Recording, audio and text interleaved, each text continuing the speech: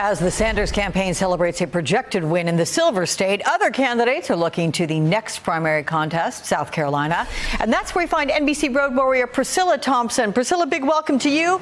Mayor Pete has got some issues with the caucus results. What's that all about? Yeah, that's right. So, he started his day here in South Carolina attending church service after hopping off of a flight at around 4:30 a.m. But Nevada is not far from his mind. His campaign actually sent a letter to the Nevada Democratic Party late last night, early this morning, calling into question some of those results, outlining some discrepancies that they saw. And they're saying that this is going to be a very close race between second and third place. And they're calling on the party to ensure that these results are accurate. But with that being said, he's got to turn his attention to this next contest here in South Carolina. So he attended worship service at this predominantly African-American church, and he pitched a message of humility, saying that he came before these voters humbly asking for their vote. And he also made a promise to them. Take a listen to what he had to say.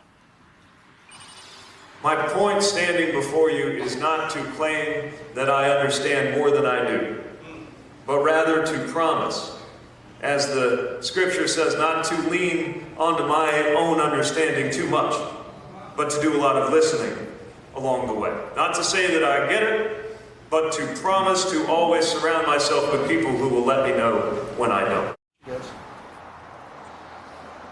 I spoke to a pair of women as they left the service today, and they said Buttigieg is definitely in their top two and that they felt his message was authentic. And that's going to be the type of impression he's hoping to make over the next few days here in South Carolina before this race becomes a national primary with Super Tuesday. Can I ask you, Priscilla, who their number one was? When you said those two women, he was in their top two, who else they were voting for? So one woman is also considering Tom Steyer, and the other woman would not share with me who she was considering as her second choice. But I did ask, is it Joe Biden? He's been polling well here. And she says that no, she won't be voting for Joe Biden on Saturday. Hey there, I'm Chris Hayes from MSNBC. Thanks for watching MSNBC on YouTube. If you want to keep up to date with the videos we're putting out, you can click subscribe just below me or click over on this list to see lots of other great videos.